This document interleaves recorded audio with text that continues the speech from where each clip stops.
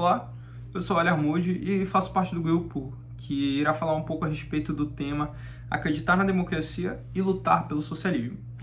O meu grupo é composto por Alan Falcão, Aler Moody, que sou eu, João Vitor Medeiros, José Pedro, Gabriela Repolho, Gil Oliveira, Laila Sampaio, Pérola Dielli e Raimundo Neto.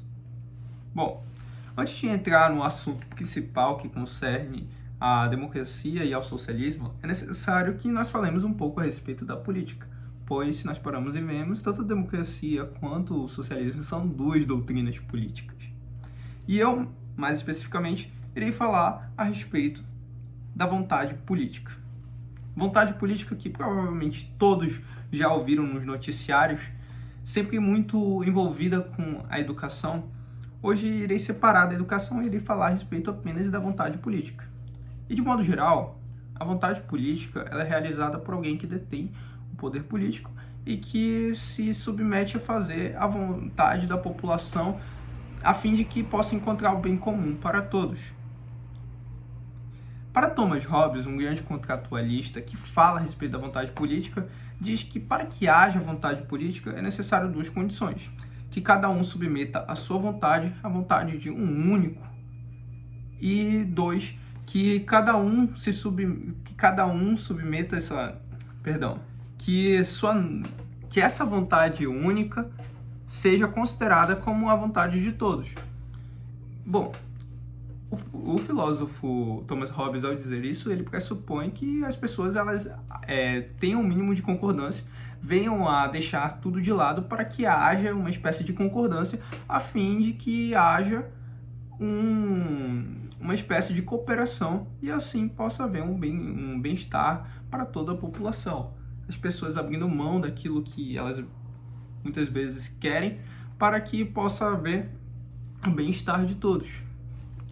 E a vontade política ela é realizada através da política, que é muito interessante, através de dois atos, que são a representatividade e a transferência.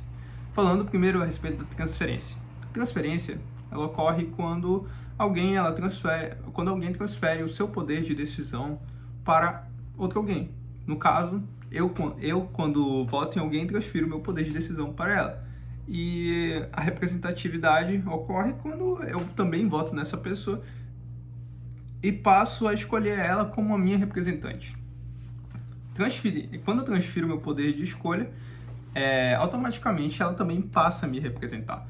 É por isso que é necessário que nós venhamos a ter cuidado com quem nós votamos, pois essa pessoa que nós votamos, ela tanto está nos representando quando está tomando decisões por nós. Nós transferimos o nosso poder de decisão para ela e provavelmente ela terá 4 anos ou 8 anos para tomar decisões que venham a nos agradar ou nos desagradar.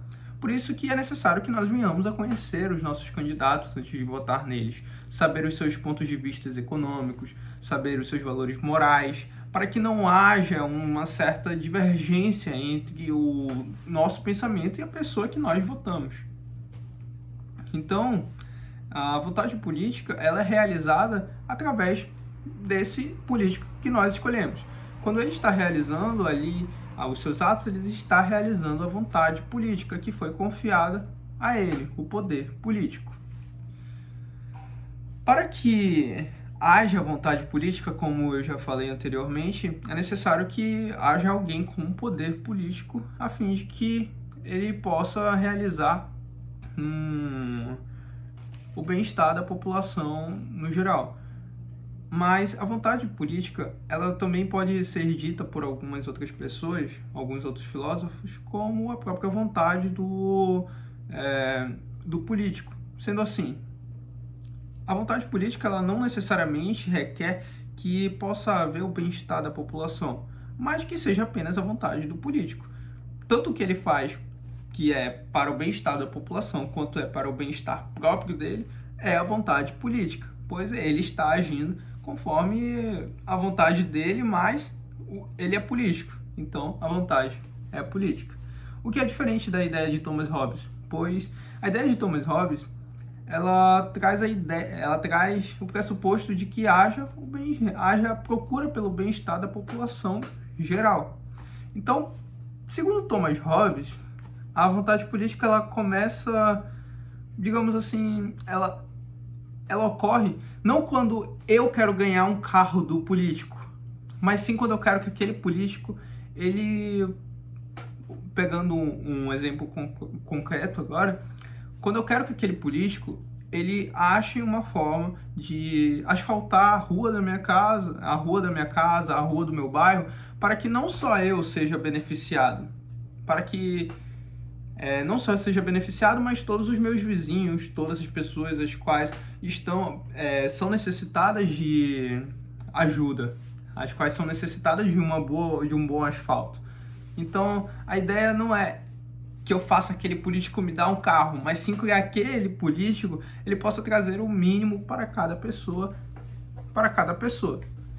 E, infelizmente, quando nós vemos, a vontade política, ela é muitas vezes deixada de lado, dessa forma, e ela é vista apenas como uma vontade do próprio político. Dentro do Brasil, principalmente, nós vemos uma política extremamente corrupta, onde os nossos políticos não pensam na vontade política da população, mas sim apenas em seus interesses próprios, pensando apenas no que hão de fazer para si mesmos, a fim de ganhar cargos, a fim de ganhar novos salários e ganhar benefícios para si mesmo, enquanto parte da nossa população vive situações complicadas.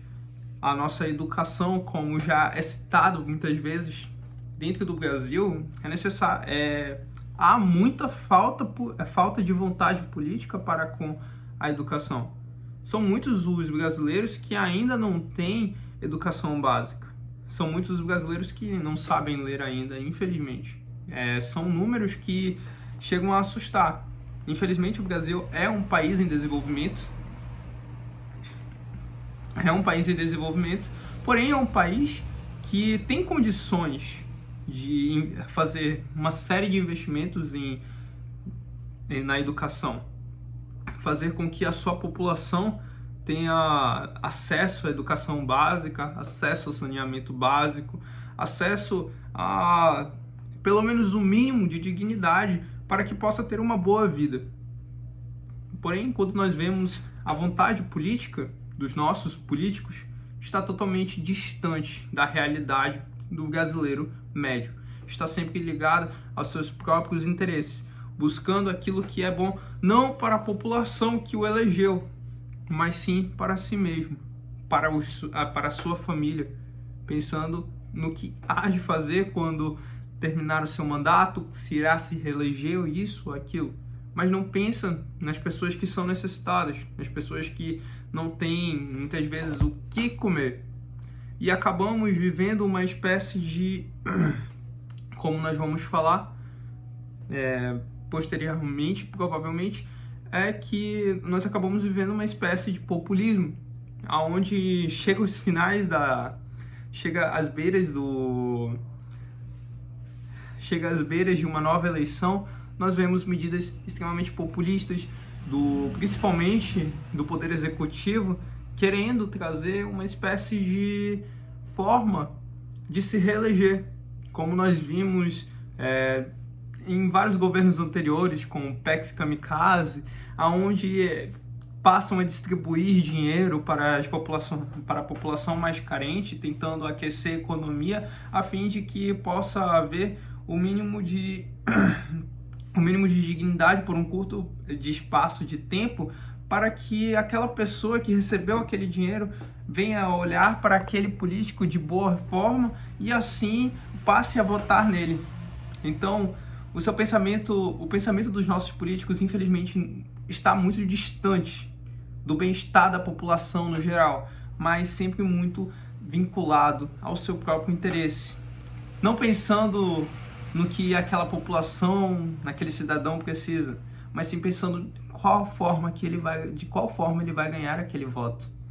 E as medidas populistas dentro do Brasil, dentro dos países sul-americanos, são uma realidade, é algo muito comum, é algo que é utilizado de forma escancarada através de medidas assistencialistas muitas vezes que são feitas de forma totalmente desregulada, de forma que acabam muitas vezes dando dinheiro para pessoas que não precisam, enquanto deixam pessoas que realmente necessitam sem. E infelizmente isso é uma realidade dentro do Brasil, dentro dos países sul-americanos, que infelizmente está longe de ocorrer. Nós vemos isso tanto olhando pelos aspectos da direita quanto da esquerda, vemos muito essas medidas populistas que acabam muitas vezes corroendo a economia de um país e, de fato, a vontade política dos nossos políticos está muito distante do bem-estar da população, mas sim apenas do bem-estar próprio. E isso, infelizmente, é uma tristeza, pois quem paga por isso são sempre os mais necessitados, ou muitas vezes aqueles que sustentam ao Estado. E aqui eu encerro minha fala. Eu sou a Pérola e vou falar um pouco a respeito da democracia e do socialismo. De início, o autor ele faz agradecimentos a uma pequena, mas relevante parte dos deveres dele como político, obrigações como cidadão, compromissos dele como parlamentar, onde ele espera retribuir com o pouco que ele possui aos milhares de acreanos que acreditarem em suas mensagens, expondo o seu nome, proporcionando a honra de poder representar todos lá no Senado. Além de dirigir-se especialmente a nós do curso de Direito, com foco de provas e com o desejo de praticar a cidadania da forma mais efetiva que ele pode ser exercida. Tomando parte no esforço de tentar também transformar a democracia que temos na democracia que queremos. Bem, o Brasil está longe de ser a democracia governante que fala Jorge Guarda, eu acho que assim fala. Nós somos ainda, infelizmente, uma democracia governada, expressão usada para definir essa forma esperada de democracia meramente formal, que praticamos a cada 2 anos, votando para poder eleger os que nos representam e os que nos governam, né? Também podemos afirmar que a eleição não é o sinônimo de democracia, e a melhor forma de entendermos isso é lembrando do ditado, né, onde diz que haver eleições sem democracia, mas não há democracia sem eleições, né? Se participarmos politicamente exigindo poder fazer parte nas decisões que nos afetam, né, e que nos interessam, estaremos também lutando pela democracia governante. E é nisso que está o primeiro compromisso do autor, onde ele busca, né, transformar o que ainda é uma utopia no regime político dos nossos sonhos. Também a ideia de lutarmos por uma democracia participativa está cada vez mais viva em outras partes do mundo.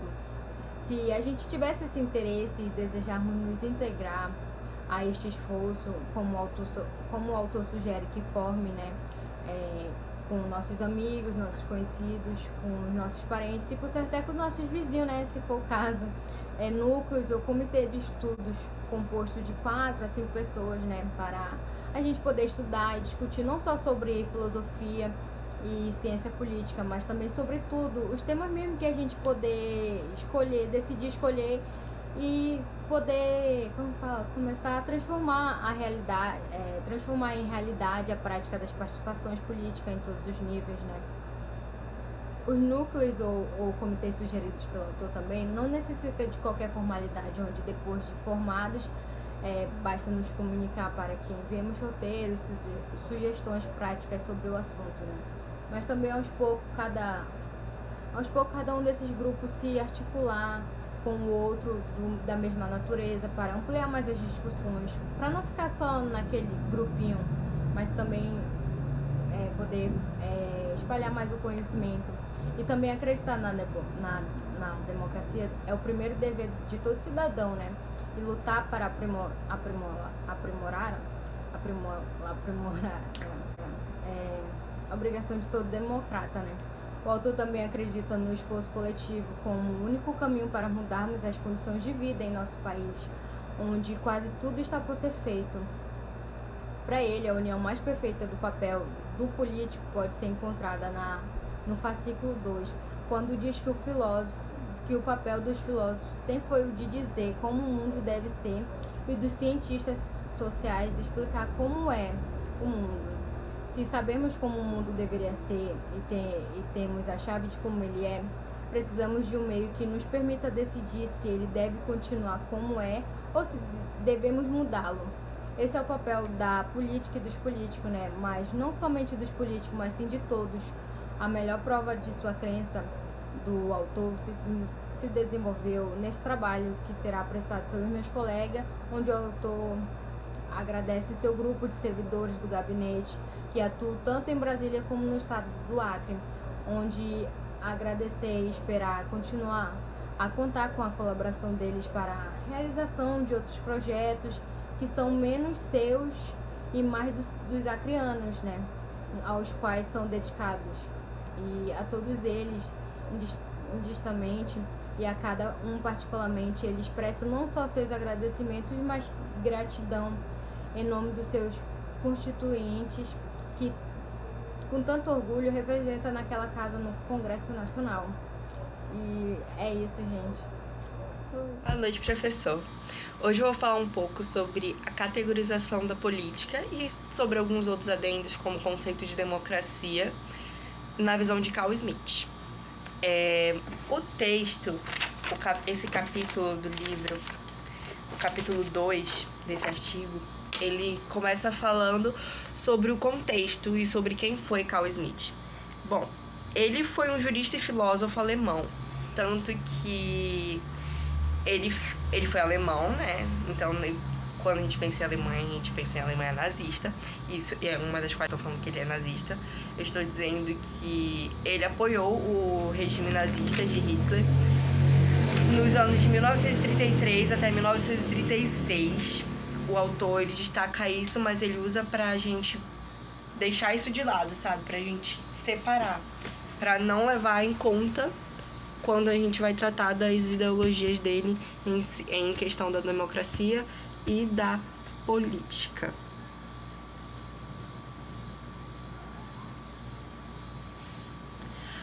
Então, eu vou falar um pouco sobre quem ele foi. Como eu já comecei falando, ele apoiou Hitler, ele se opôs à República de Weimar, ele repudiava o Tratado de Versalhes, mas nada disso vai interferir na interpretação dos conceitos e ideais que o autor mostra pra gente ao decorrer do texto. Bom, ele começa falando um pouco de democracia, o que era democracia para Carl Smith e como ela poderia ser aplicada. Bom, primeiramente vale ressaltar que a democracia para Carl Smith era um conceito que exigia soberania popular, só que nessa exigência já estava um defeito, porque, enfim, né, para todo bem vem o mal. Seria um pouco ruim a soberania popular em alguns casos, porque poderia ocasionar a ditadura do proletariado em relação aos outros, enfim. Ele fala que essa soberania popular só daria certo se houvesse uma homogeneidade da sociedade. Ou seja, todo mundo pensasse igual, todo mundo tivesse o mesmo nível de estudo, todo mundo, sabe, tivesse a mesma linha de pensamento, o que com certeza não acontece. Então, se acontecesse essa soberania popular, ia ser... Acontece, né, em tese, mas como ele fala que era pra ser, sabe? Ia ser um fuzuê, porque, assim, em situações de desespero, em situações onde a gente tá vivendo uma crise... Isso tudo ele fala, inclusive, no livro dele, né, A Crise da Democracia Parlamentar, que demoraria muito para para realizar um processo administrativo burocrático e certo, que cumpriria com todas as diretrizes da soberania popular.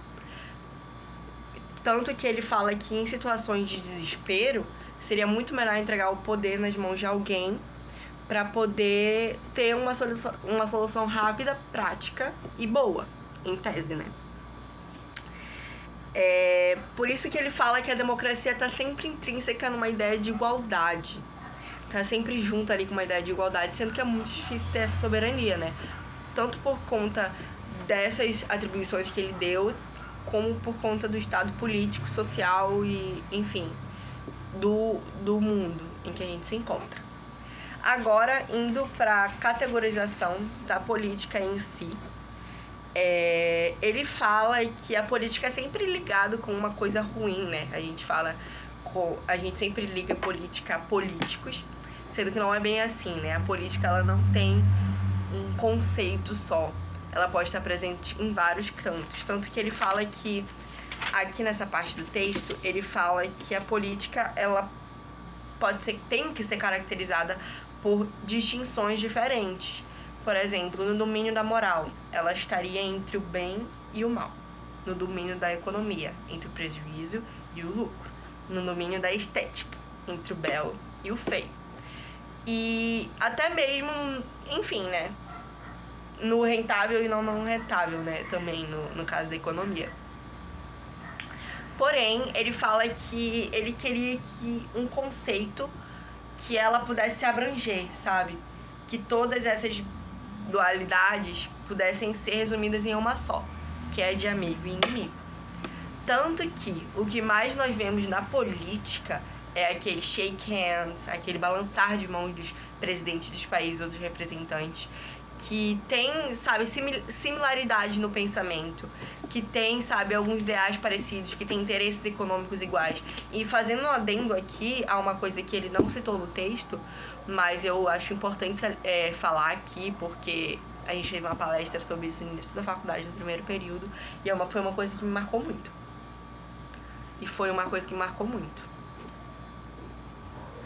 Que foi uma palestra que a gente teve sobre democracia. O palestrante, inclusive, eu esqueci o nome dele, mas eu me lembro que ele falou muito sobre a desigualdade ser a base da igualdade.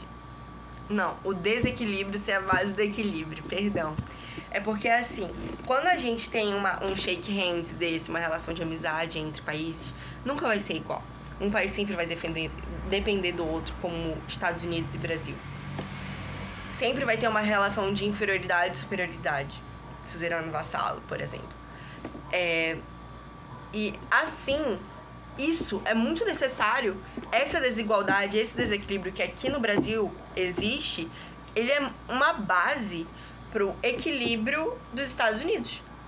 Porque se a gente estiver desequilibrado aqui, eles não vão ter alguém pra ter posse, entendeu? Eles não vão ter alguém pra dominar, eles não vão ter alguém pra ocupar se for preciso, pra ocupar se for preciso, enfim. Enfim, isso era só um adendo. Ele fala também das zonas periféricas da cidade, que são uma desorganização total, mas se você for no centro da cidade, é uma organização maior. Enfim, isso está presente em tudo e eu achei importante falar sobre isso agora. Mas voltando à categorização da política. Ele fala que a política não tem uma definição exaustiva, não é algo que tem um conceito extenso. Ela é um critério que pode estar presente em várias coisas, né? Como eu já disse, em vários domínios. Entre o belo e o feio, entre o chato e o legal, enfim. Ela tá aí dentro, criando, assim, um conceito, vamos dizer, dinâmico da política. Não é algo, sabe, não é aquilo que a gente vê na TV, não é aquilo que a gente vê de 4 em 4 anos. É muito mais. A política tem intrínseca em tudo quanto é canto. A política tá presente em tudo quanto é canto. E a gente precisa muito entender mais sobre isso. Adentrar mais nesse assunto. E, enfim, né? E o Carl Smith, ele se tornou essencial para a categorização da política, porque sem esses ideais dele, não seria possível a gente entender a política como ela é hoje. Muito bem que existem algumas pessoas que ainda têm aquele conceito de política ser só votar, ser só o que a gente vê na TV, mas a política tá em tudo quanto é canto. O CAD é política, gente. A gente decidiu o que é bom e o que é ruim pra faculdade. É política. A gente definido se os reitores, se o diretor é bom ou ruim pra gente, são amigos ou inimigos pra gente, entende? Eu tentei botar no exemplo mais prático, mas enfim. Era isso que eu queria falar. O primeiro ponto a se tocar no texto sobre Julian Freund e o conceito da relação amigo-inimigo é a grande contribuição que o jurista e filósofo alemão ele deu para distinguir um critério com base na relação política de amigo e inimigo, cotejando esse critério com as demais jurídicas, econômicas, sociológicas e dessa forma conseguir caracterizar a atividade e a função da atividade política, do conceito político, né, do que está nesse âmbito, como uma categoria e atividade autônoma. Porém, ele já enfatiza que nos seus estudos ele não conseguiu distinguir os diferentes tipos de inimigos. Beleza. Então, para suprir essa lacuna do conceito amigo-inimigo, Julian Freund ele falou que quanto mais existir, quanto mais um ato se opõe em direção a uma distinção de amigo e inimigo, mais ela se torna política. Nesse contexto, Julian Freund ele fala que ao governo, dentro de sua competência, cabe se não tolerar apenas aquelas rivalidades antagonísticas dentro de partido e a se reservar como detentor do monopólio de designar o inimigo externo. Daí ele vai tentar caracterizar o que é inimigo. Então, inimigo, no sentido amplo, é aquele que é o contrário, o oposto, o antagonista, aquele que disputa com os demais os objetivos idênticos, os mesmos objetivos. Então, o inimigo, ele disputa os mesmos objetivos com os demais em relação ao que? Ao poder. Nesse sentido, com base nas disputas de poder entre o que se considera inimigo e amigo, que podem ser classificados dois tipos de conflitos, aqueles conflitos chamados de antagonísticos e aqueles chamados de agonísticos. Os conflitos antagonísticos são aqueles que podem ser solucionados de forma pacífica. Já os agonísticos é aqueles que não podem ser solucionados de forma pacífica. Então, um exemplo clássico de que seria um conflito antagonístico é disputa eleitoral pelo voto. É dado de maneira pacífica e já os agonísticos, o exemplo clássico de um tipo de conflito agonístico é a guerra, né? Porque a guerra geralmente se resolve com a eliminação física ou a submissão do inimigo, do adversário.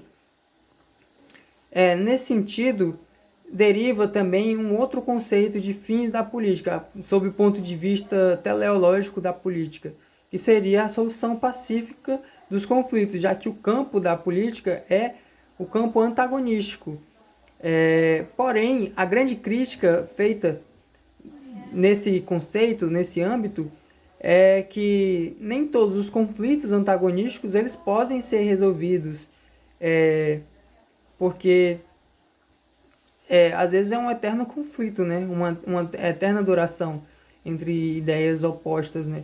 Então seria melhor, pelo menos os críticos apontam, falar que não seria uma solução, que o campo da política não é um campo de solução pacífica dos conflitos, mas sim de uma administração pacífica dos conflitos, tendo em vista que alguns problemas são praticamente eternos e debatidos entre dois lados para sempre. Então Julian Freund ele vai descrever no seu livro, tentar fazer um exame exaustivo dos meios, dos fins, dos objetivos da política. E com base na relação amigo-inimigo, traçando a partir de raízes históricas e com base na filosofia desde a Grécia Antiga. Então ele vai dizer que até mesmo Aristóteles ele já descrevia que todo ato, toda ideia, toda manifestação de vontade, ele tinha um fim específico ou um bem, como ele falava, visava um fim ou um bem. Por exemplo, ele fala na medicina que visa devolver ao doente ou uma pessoa afetada a sua condição de saúde estável. E em relação à estratégia, principalmente a que aparece aqui, a estratégia militar, visa em caso de guerra a vitória.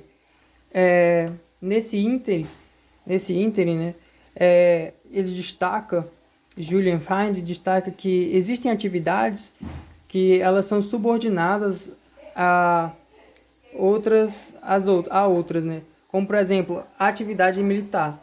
Ela é subordinada à atividade política. Então, ela não tem um fim específico próprio, a atividade militar, porque o fim dela, na verdade, é subordinado à política, né? Se não vejamos aqui quem é o chefe supremo das forças militares, não é um general no Brasil e na maioria dos países, e sim é o presidente eleito de forma democrática, né? Pelo menos na maioria dos países. Enfim, então a atividade militar ela é subordinada à atividade política. E depois ele vai falar aqui que, de maneira geral, o homem ele age com um interesse, com um objetivo. Só que a pergunta que ele quer tentar entender, tentar explicar, descrever, responder então, qual é o bem específico da atividade política? Aí ele vai citar Aristóteles. Ele fala que não se trata de um bem próprio aos particulares, mas nem se trata um bem próprio do Estado, porque na verdade é um conjunto. Nem pode ser uma coisa individual dos particulares, nem algo tão abstrato, digamos assim, como o Estado ou o governo, que, enfim, né? Que sem os seres humanos não teria nem como existir a ideia humana. Então, é uma soma dos dois, é um bem da coletividade. A atividade política tem um fim como bem da coletividade e do Estado e da República. Então, seria um somatório de interesses da coletividade e da instituição que tenta preservá-la, desenvolvê-la, que é o Estado, que é a República. Interessante também afirmar, destacar o que ele fala, que se os humanos eles não vissem uma certa vantagem em viver em comunidades, em reconhecer o Estado, ele já teria inventado, digamos assim, outra forma de viver, outra forma de conviver, porque se não fosse dos interesses dos seres humanos em manter esse Estado, provavelmente nem existiria mais essa espécie de instituição social. Julian Find ele ainda fala que existe uma imprecisão de natureza puramente terminológica sobre o fim da atividade política, que vai variar bastante de filósofo para filósofo e de época para época. Então ele vai citar aqui que São Tomás de Aquino e vários outros teólogos, eles falaram que a atividade política tem como fim o bem comum. E essa expressão ela foi bastante utilizada. E ela é utilizada pelos cientistas políticos até hoje. Isso aí, ele vai dar alguns exemplos, né? Que, por exemplo, o pensador francês, o Bourdieu, ele utiliza isso, Tratado de Ciência Política, de 1954. O Jacques Maritain, que é filósofo católico, e ele utilizou isso no livro A Pessoa e o Bem Comum, de 47. O Bertrand de Jouvenel, no livro Da Soberania, de 55. Todos eles utilizaram essa expressão que é tida como o fim da política, que é o bem comum. Então, Hobbes ele vai falar falou que inúmeras vezes na noção de o bem do povo, ele deu esse exemplo, e todos se lembram, diz aqui, do papel que essa ideia esse fim da política, ele estava desenvolvida, estava plenamente empregada na Revolução Francesa, que era a salvação, salvação pública, salvação, digamos assim, de todos, salvação do povo, né? E Rousseau ele vai falar do interesse comum, Hegel vai falar do bem do Estado, Alex Tocqueville vai falar do bem do país. Aí acontece que Julian Freund, ele vai falar que as diferenças estão nos detalhes, né? As diferenças estão nos detalhes, mas basicamente em essência a mesma coisa. E ele fala que todos esses conceitos, né, de bem comum, interesse geral, interesse público, utilidade pública, tudo isso difere senão em detalhes. No fundo, ele diz que importante é dar apenas uma definição precisa para ser mais claro, mais objetivo, mais direto e conseguir formular uma ciência mais efetiva, mais eficaz.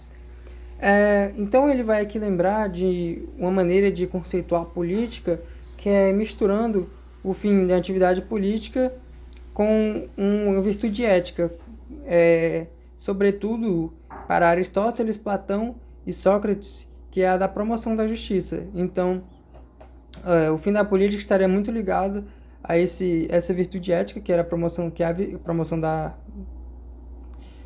justiça. E ele fala ainda que Hobbes, né, ele tenta ser bem mais, digamos assim, bem mais estrito, bem mais restrito nessa definição dele, ou seja, bem mais positivista nessa definição dele, porque ele tenta descrever de maneira mais fenomenológica, sem a intervenção de elementos extrapolíticos, a questão da finalidade da atividade política. Então, o filósofo francês vai se indagar, né, o que é um objetivo. A partir disso, ele responde que o objetivo é a substância material da ação empírica, visando a realizar o fim específico da política em concreto. Ou seja, o objetivo é a essência da política, no caso, da política tanto no dia a dia, como aquela política de uma guerra ou uma revolução. Então, esse conceito do objetivo, ele é muito amplo, ele é muito abstrato, abrangente. Ele vai desde coisas do dia a dia, coisas usuais, desde certas políticas públicas que você não vê tanto a aplicação, o efeito delas, e também aquela política pública fundamental para o desenvolvimento de uma sociedade, como previsão e aplicação de uma correção monetária, de um aumento de salário e, enfim, das mais variadas aplicações de políticas públicas financeiras, econômicas, sociais. Então, a questão do objetivo, ela tem que ser cada vez mais... O objetivo para a política é como se fosse o conjunto das decisões políticas cotidianas. Então, por exemplo, numa vida em sociedade, a vida coletiva, sempre surgem conflitos, sempre surgem problemas, são incessantes, porque certos grupos eles querem melhorias das condições de trabalho, então eles fazem uma greve. Outros grupos ficam insatisfeitos com a situação política um determinado local, um determinado estado, um determinado município. A partir daí, eles podem promover uma manifestação.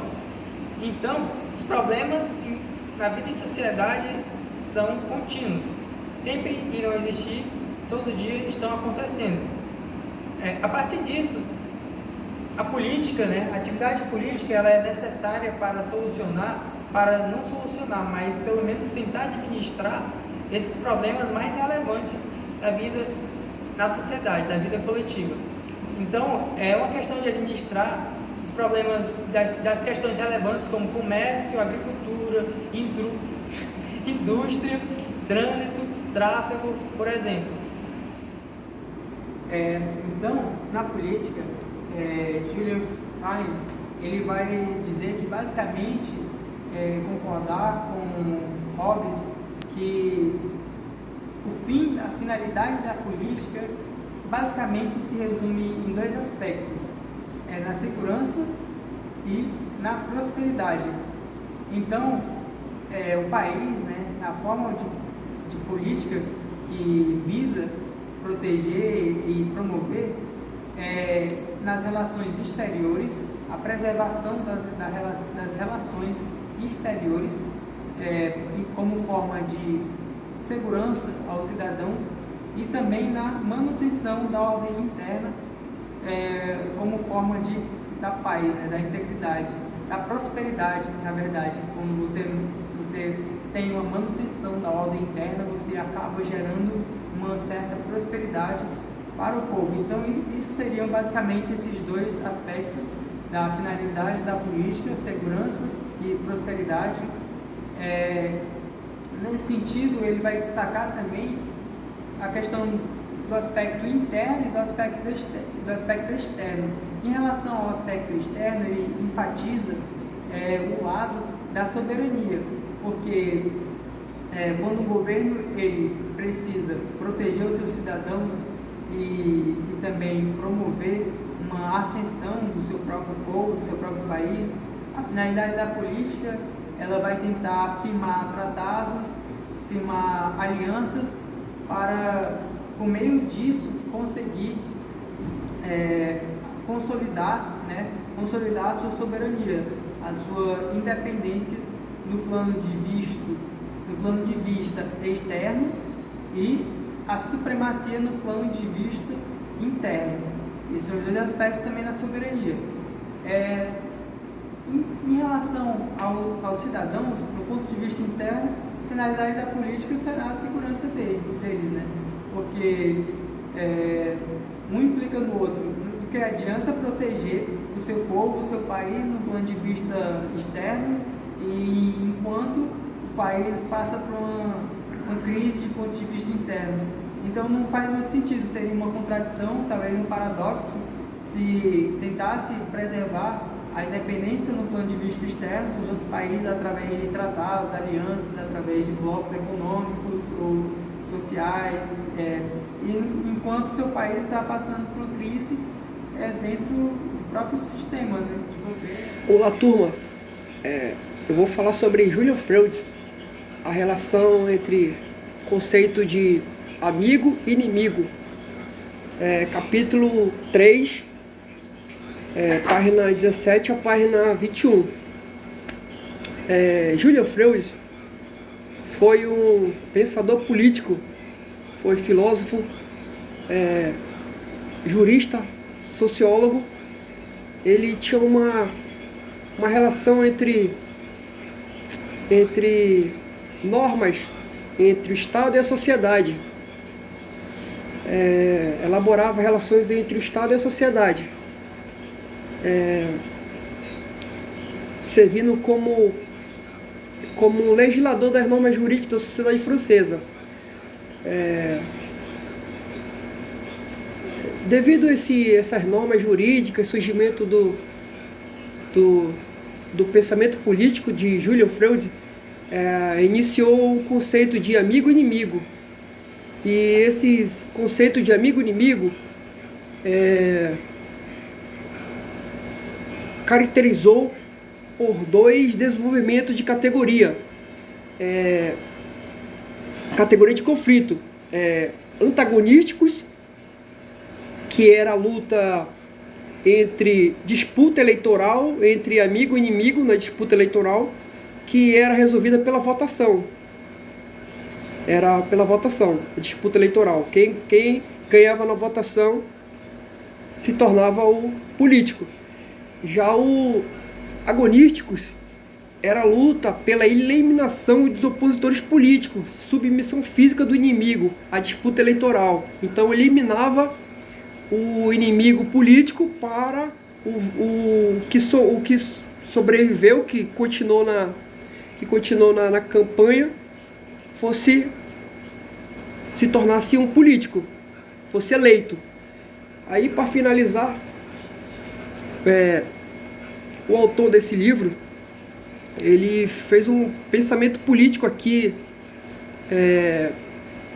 a guerra como a contaminação da política por outros meios da disputa eleitoral, votos, ou a eliminação física do inimigo de guerra pelo combate, disputa pelo poder executivo.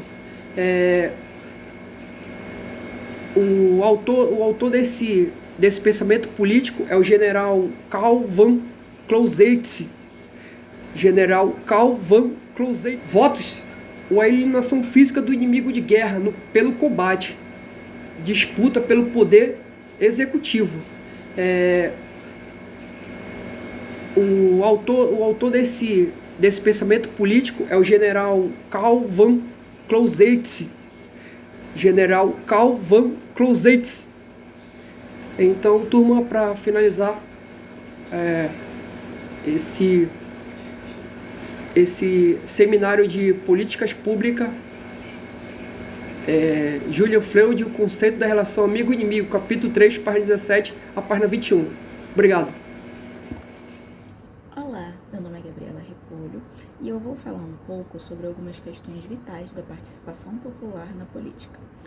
Bem, 3 requisitos essenciais para garantir uma participação consciente na política são a opinião, a informação e o conhecimento sobre o que é a política e como funcionam os seus processos. O modelo mais conhecido de participação popular na política é através das eleições, com voto direto, quando a população se reúne num dia específico para escolher um representante. Para muitas pessoas, o exercício da democracia se resume a isso, a escolher um candidato. E, infelizmente, escolher um representante não significa que as demandas da população que o elegeu serão atendidas. Até mesmo porque muitas pessoas votam apenas por ser obrigatório, ou por influência de terceiros, ou então pensando nos seus próprios interesses, sem pensar nas demandas coletivas, sem pensar em eleger um representante que vá implementar políticas públicas que atendam a maior parte da população de fato. E quando o processo de eleição é realizado dessa maneira, sem uma consciência, sem uma responsabilidade, isso nos deixa cada vez mais longe de um Estado democrático com uma participação ativa, de fato. E, infelizmente, ter o processo de eleição não significa que elas são democráticas. Eleições e democracia não são sinônimos. A eleição é um meio para a gente alcançar o Estado democrático de direito. Mas para garantir que essas eleições sejam democráticas de fato, elas precisam ser livres, competitivas e também precisam ser não manipuladas. Elas não podem ter a interferência de quem está no poder, de algum candidato, enfim, elas precisam ser de acordo com a vontade soberana da maioria da população. Bem, e nós podemos destacar aqui 2 modelos de regimes democráticos. Enquanto o primeiro, que pode ser chamado de democracia representativa, ele é baseado na eleição, no voto, e ele não garante a participação ativa da população necessariamente. Ele envolve a legitimidade da investidura do poder, envolve que aquele processo de chegar ao poder seja feito de maneira legal. Já o outro processo, o processo decisional, que envolve uma participação da maioria da população nas decisões tomadas, e não somente a vontade dos seus representantes, é um processo que garante a legitimidade do exercício do poder de fato, e não só a investidura no poder daqueles representantes do povo. Bem, sobre a democracia que envolve uma participação ativa, esse modelo teve início lá na Grécia Antiga, na época em que as pessoas se reuniam nas praças para discutir e decidir sobre algumas questões relevantes para a população, apesar de que naquela época nem toda a população era contemplada com o direito de se manifestar politicamente, considerando aquela parcela que tinha esse direito de se posicionar, nós podemos dizer que esse modelo era um modelo mais ativo. Porém, com a evolução dos estados e o aumento das populações, esse modelo de debate, de discussão político envolvendo um maior número de pessoas foi se tornando inviável. E então, para tentar envolver mais a população nesse debate político, podem ser implementados 2 mecanismos, o plebiscito e o referendo. O plebiscito acontece quando os eleitores vão se posicionar, vão escolher entre 2 ou mais alternativas sobre um tema específico. E já o referendo é quando a população vai se manifestar aceitando ou rejeitando alguma decisão que já foi tomada. E esses 2 mecanismos são aceitos aqui no Brasil, são implementados aqui no Brasil. Bem, com o passar do tempo, vem sendo cogitado outras maneiras de envolver mais a população nessa participação política, e uma das alternativas seria o que se chama de democracia midiática. Mas nós ainda não temos uma tecnologia que nos permita implementar isso de maneira segura.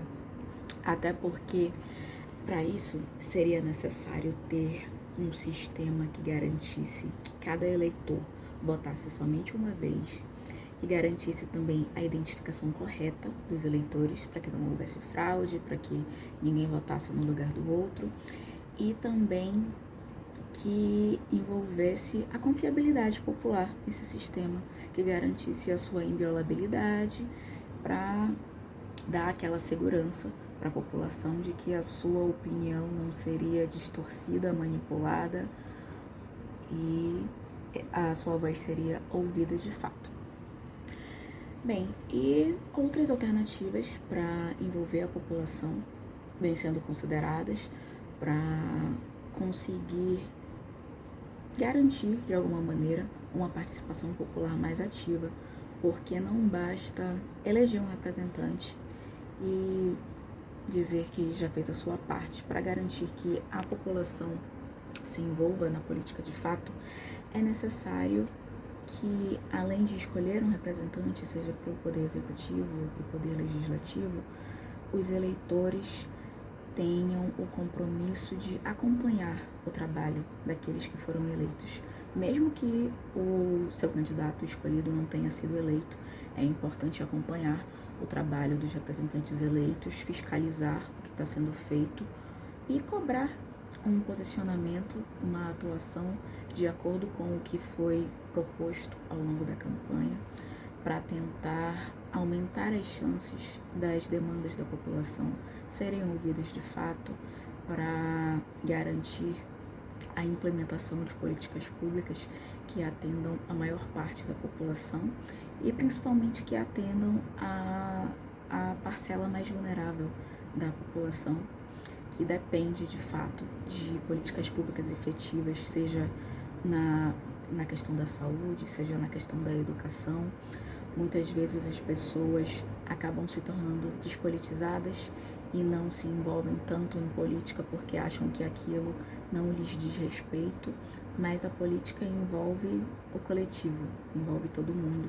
Então, por mais que a pessoa não queira se filiar num partido e participar de maneira mais direta da política, é possível e é importante participar acompanhando os políticos, acompanhando o trabalho que vem sendo feito e cobrando um posicionamento justo de acordo com o que a população precisa de fato. É importante que cada um de nós se envolva e lute por uma política que atenda às demandas de um coletivo e não somente às demandas de um grupo específico, de representantes específicos, mas que tenha em vista a melhoria, a evolução, o desenvolvimento da sociedade e do Estado como um todo.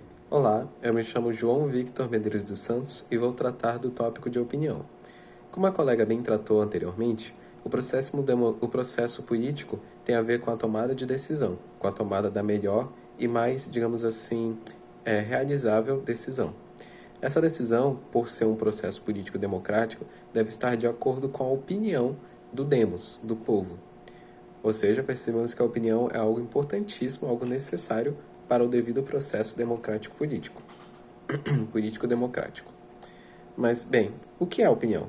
Vamos tratar agora sobre o que é a opinião, como podemos consegui-la e quais são as coisas que, digamos assim, a condicionam, a alteram e mudam sua forma de ser expressada e identificada. Bom, segundo a definição dada por Lane e Sears, opinião é uma resposta que se dá a uma pergunta em determinada situação. A partir daí podemos identificar duas coisas que o autor chama de variáveis condicionantes. A primeira delas é a questão da pergunta. Nós, naturalmente, podemos saber que todos possuem opiniões sobre determinados assuntos. Porém, se não for por meio da pergunta, eu não tenho como saber qual é a opinião de determinada pessoa. Então, a pergunta é uma forma de extrair a opinião. Mas, bem, ela também é uma forma de condicionar a opinião. Vejamos o seguinte exemplo. Se eu pergunto para alguém, você é contra a pena de morte? E a pessoa responde não, aí temos uma opinião.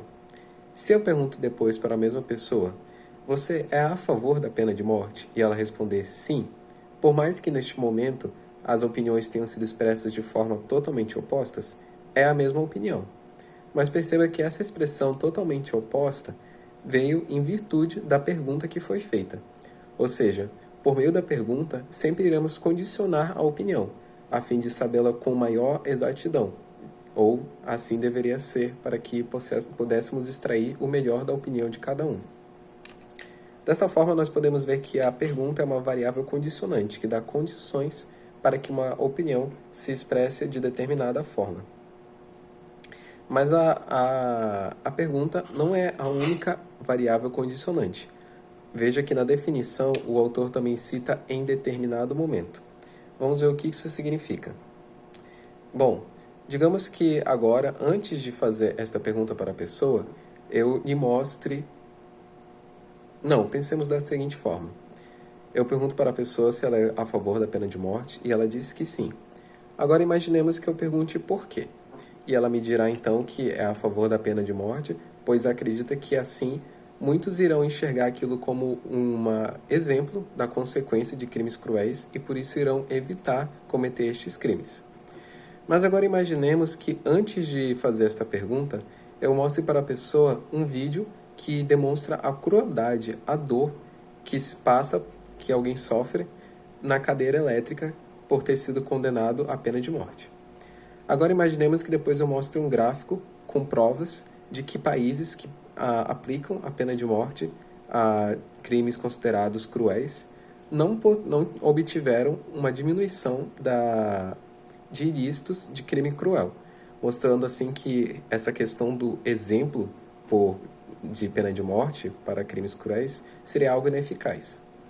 Bom, se a pessoa realmente tiver uma opinião baseada naquela justificativa que ela me deu, nós poderemos ter certeza de que ela dirá agora que não é mais a favor da pena de morte, visto que, dada a informação nova que ela recebeu, ela não possui mais uma justificativa para pensar daquela determinada forma.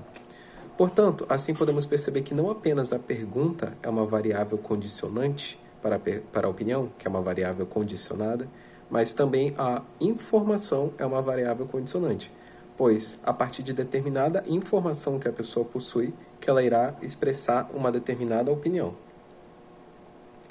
Bom, a seguir, a partir do entendimento disso, a partir do entendimento dessa natureza da opinião e sobre como ela se relaciona tanto com a pergunta quanto com a informação, podemos separar dois tipos de formas de se ter opinião. Existe aquela pessoa que sempre que é perguntada sobre um determinado assunto, ela dá uma opinião diferente, mas ela o faz porque está insegura, porque na verdade não tem uma opinião sólida. Essa seria uma pessoa insegura acerca da sua própria opinião, e nesse caso poderíamos dizer na verdade que ela não tem realmente uma opinião, só algo que varia. Mas existe aquela pessoa que, quando é perguntada sobre um determinado assunto, expressa coisas diferentes. Não porque, digamos assim, não tem opinião, mas porque sua opinião está em constante mudança em virtude da aquisição de informações daquela pessoa. Então, podemos dizer que essa pessoa substancialmente possui sim uma opinião. Bom,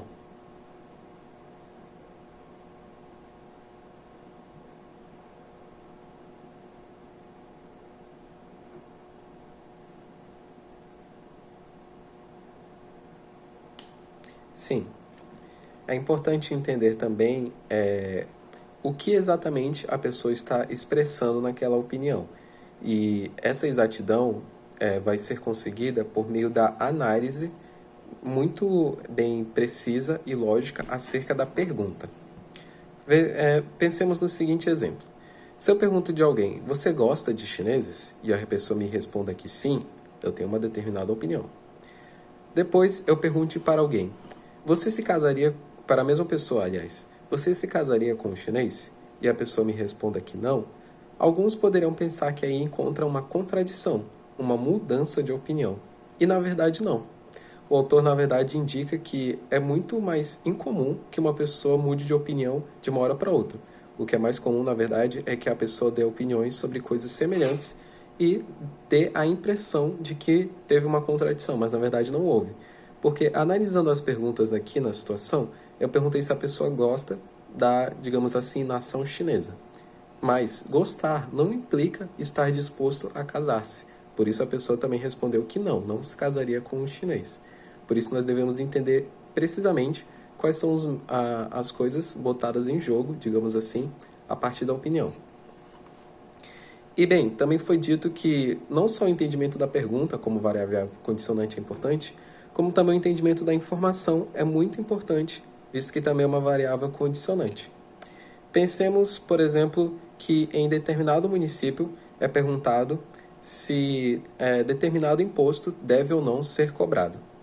Se eu não sei muito sobre do que se trata, eu posso estar tomando uma decisão que seja prejudicial a mim ou prejudicial a outro.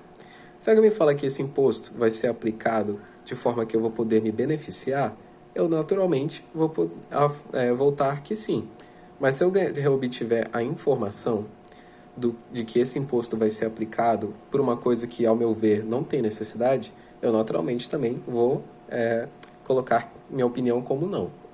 Desta vez, podemos ver mais uma vez como a opinião é uma grande variável condicionada para a opinião.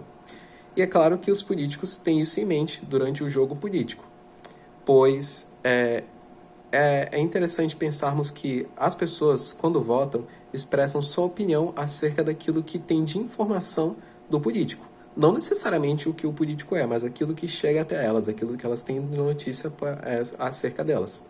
Por isso que, na verdade, é tão importante que o político tenha uma conduta que, digamos assim,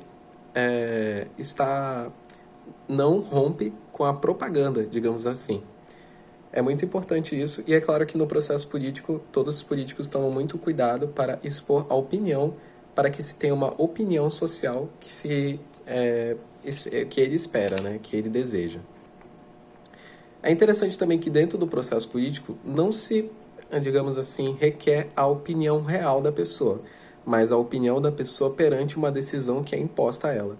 Muitas pessoas, por exemplo, votam mesmo não tendo uma opinião específica acerca de determinado assunto, acerca de determinado político. Apenas votam porque precisam votar ou por alguma outra situação. Não necessariamente elas têm uma opinião formada acerca daquilo. E o autor também fala um pouco sobre como é precário aqui no nosso país a condição de aquisição de informação tão necessária para a opinião. Ele fala que numa pesquisa feita mais ou menos em 2006, demonstrou-se que somente por volta de 20% da população brasileira poderia ser considerada bem informada, o que é muito pouco, pois a maioria estaria numa condição de ignorância em relação aos acontecimentos políticos ou mesmo de um ponto de vista, digamos assim, um ponto de vista não afinado acerca da realidade. E aí, ele também aponta que é necessário a gente lembrar que informação é diferente de educação, instrução ou mesmo ideologia. É natural, às vezes, pensarmos que pessoas com menor instrução têm menor capacidade de possuir uma opinião acerca de um determinado assunto, mas isso não é verdade. O voto delas é tão valioso quanto o meu próprio voto. Por isso, a informação deve chegar a todos, para que todos possam desenvolver uma opinião acerca daquilo que realmente daquilo que realmente é a realidade, e não aquilo que se dá para elas, a fim de que o processo político verdadeiramente, mesmo que só por meio procedimental, seja democrático. Bom, meu nome é José Pedro da Silva Guiar e eu vou falar um pouco acerca da parte de informação aqui deste presente artigo. Bom, nesse tópico, o autor ele começa falando duas formas de democracia que vigoram no mundo atualmente, né? É óbvio que existem outras formas de democracia, outros tipos, mas aqui ele cita dois tipos em especial. Ele começa citando a democracia participativa, que também pode ser chamada de democracia decisional, em que ocorre uma maior adesão, uma maior participação do povo na vida política, nas decisões. E ele também fala que a base dessa democracia, a base da democracia participativa é a informação.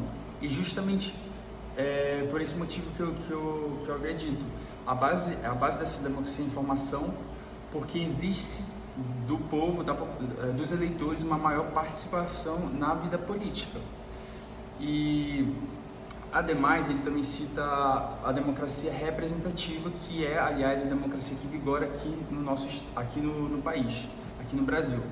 Que, no caso, nós, os eleitores, elegemos os representantes que eles, sim, irão tomar as decisões em nosso lugar, digamos assim. Bom, após isso, o autor ele também fala que ele também tece uma crítica, né, falando que ter essas informações, ter uma boa base informativa, não é só um dever para aquelas pessoas que estão sob a democracia participativa. Não, ele fala que todos nós, até mesmo nós que estamos aqui sob a democracia representativa, nós temos sim que ter uma melhor base informativa, justamente porque nós vamos às urnas e elegemos nossos representantes. Além disso, ele também fala que a democracia tradicional, né, ao longo do tempo, vem perdendo uma boa parte de adesão por parte dos eleitores, da população. Não existe um engajamento, essa é a palavra que ele diz, não existe um bom engajamento do povo. Não, mano. Ele corta. E aí, o autor diz que constata-se, né, um baixo engajamento do povo na atividade pública, né, na coisa pública em si. E esse baixo nível de informação já vem há muito tempo sendo discutido. E o autor tece uma crítica contra o falso discurso dos elitistas, porque essa parcela da população, né, os elitistas, eles defendem a tese de que as pessoas insuficientemente educadas e não muito instruídas não são capazes de tomar decisões racionais, de tomar boas decisões, e que por esse motivo elas votam mal, segundo essa parcela da população, segundo os elitistas. E aí esse autor tece uma crítica em relação a isso. Ele não concorda com esse discurso deles, e para ele não pode, não há que se falar em uma decisão ruim e nenhuma decisão boa, né, de imediato. E sim, essa análise só poderá ser feita após o curso do mandato. E aí sim, todos nós, o povo, vai realmente ver aquilo que aquilo que o político fez e se avaliar se foi de fato, se ele cumpriu com aquilo que ele falou, se foi de fato um bom mandato ou não. Bom, ademais, além disso, o autor também fala que ele continua dizendo, né, acerca desse baixo nível de informação que existe na democracia como um todo, em várias democracias ao redor do mundo, e ele remete à Revolução de 1848, né, em que se conseguiu a concessão de igual direito ao voto às mulheres lá no início dos meados do século XX. E aí ele fala que o autor ele diz que nessa época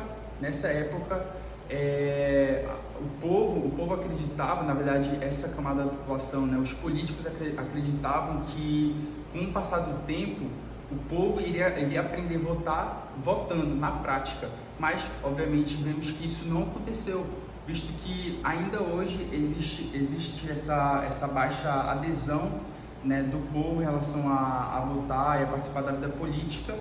E quando viu-se, né, que isso não era real, não era... Dá uma pausa. E aí a pobreza e o analfabetismo assumiram a culpa. Só que também tem um porém. Se passaram os anos e as proporções de pobreza e de analfabetismo caíram em boa parte do mundo. E mesmo assim, as condições de participação política não se alteraram. Então, a apatia do povo pela vida política continuou bem forte e não há nenhuma tendência de que isso possa melhorar. E aí, agora falando um pouco sobre o que o professor Sartori diz, né? Ele diz que para corrigir isso, uma das soluções para corrigir essa apatia, essa deficiência que ocorre em quase todas as democracias, né, ao redor do mundo, seria primeiro melhorar o nível de informação passadas para essas pessoas, para o povo, para os eleitores, e também melhorar o nível de instrução, que aí esse nível de instrução está mais relacionada à questão mesmo da educação em si, né? Melhorar os direitos sociais, mas especificamente melhorar a educação, o nível de educação na cidade, no país, né? Bom, além disso, ele também fala que essa possibilidade se apoia na constatação de que o público mais bem informado, o público politicamente bem informado, ele se relaciona melhor com aquele que é mais instruído, certo? E isto também se apoia na constatação de que, no argumento, né, de que os ricos, que são geralmente, né, os mais bem instruídos, eles votam uma proporção maior se comparado com os pobres, que geralmente são os menos instruídos. Bom, mas aí algumas pessoas podem se perguntar, então só é possível praticar a democracia participativa ou decisional nos países com um alto nível de desenvolvimento, né? Seja a educação, etc. E ficando restrito a só essa parcela de países. Mas não é bem assim, o autor aqui diz, porque como também eu já disse, existe uma diferença entre ser informado e ser instruído. Ele dá exemplo, né, de alguns países que possuem uma democracia plebiscitária, né, que acontece uma maior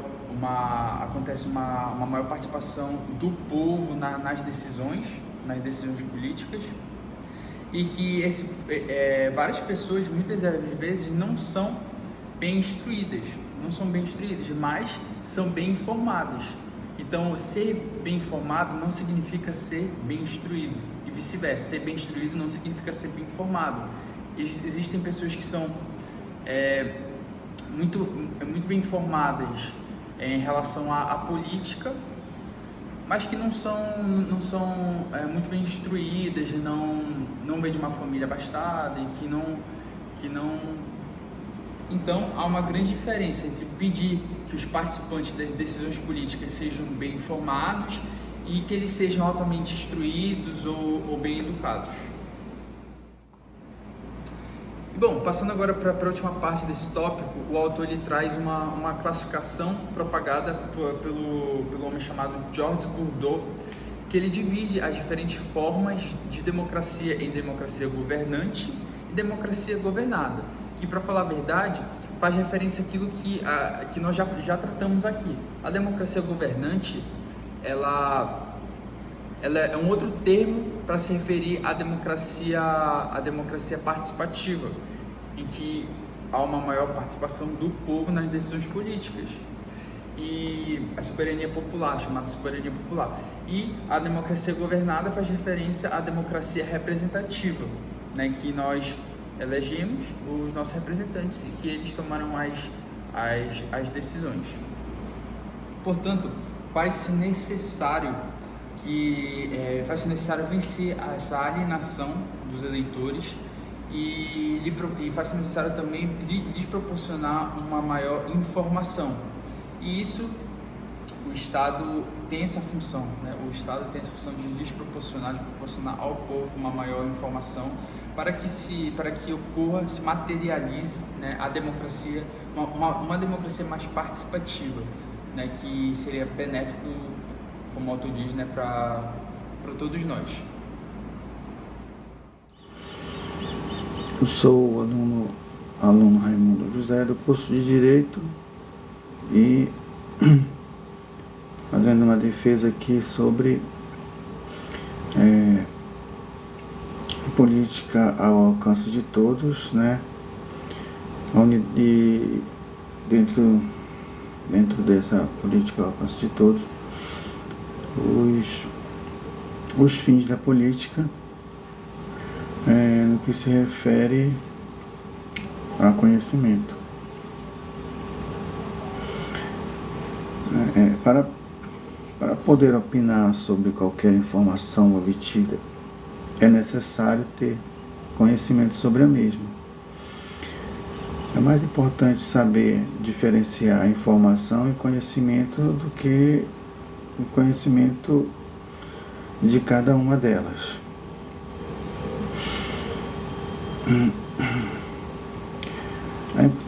A importância da informação para tomada de decisão nessa questão com relação à política e como eleitor, né, também, é que por mais que a gente obtenha um conhecimento, mas a nossa capacidade hoje cognitiva com relação ao verdadeiro sentido da política, o que a política significa para nós, né? Não só como eleitores, mas como pessoas que dependem dessa política no sentido funcional, que esteja cumprindo com todas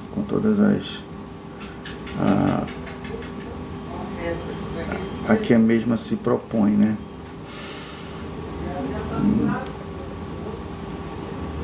Eu entendo que a política,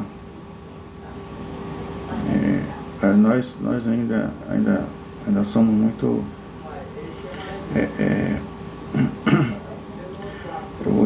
vou chamar assim, analfabetos politicamente, porque não temos conhecimento amplo, né, do que essa política verdadeiramente pode nos oferecer, né, que ela pode nos trazer ainda participação bastante bem efetivas e melhores para a nossa condição humana, né? Para a nossa condição de cidadão. Então eu vejo que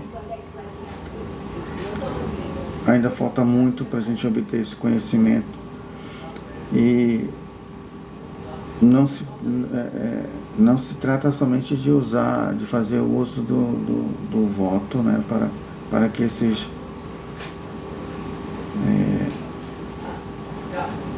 que seja necessário essa política chegar com mais efetividade até nós, como pessoas participantes, né, do Estado, e que nós precisamos muito conhecer, né, aprofundar mais sobre esse conhecimento da política. Então, eu penso que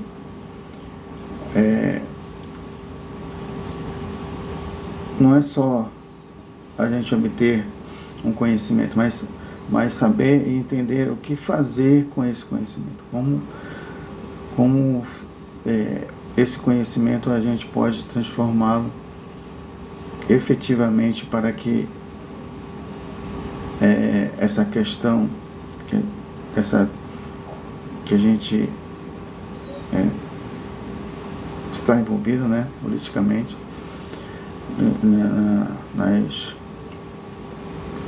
nas decisões, né, do país. Então, a gente precisa ter esse conhecimento para poder essa opinião, essa decisão nossa ter efeito, que a gente possa estar participando mesmo efetivamente, tendo esse conhecimento. Então, eu entendo que essa informação ainda está muito longe dessa nossa participação na nossa política. Então, o conhecimento é tudo para que a gente possa fazer com que essa política verdadeiramente funcione para todos, né? Onde a gente possa estar participando efetivamente dela. Então, eu acredito que a gente ainda esteja engatinhando, bem lentamente nesse conhecimento político, né, como população, como povo, onde a gente faz parte desse poder, né, do poder de decisão, né, numa escolha onde a gente possa exigir que essa escolha que acabamos de fazer, ela possa efetivamente servir para o bem de todos. Então, foi esse meu entendimento com relação aos fins da política, né, com relação ao conhecimento. É isso que eu entendo. Muito obrigado, é a minha participação. Finalizo aqui.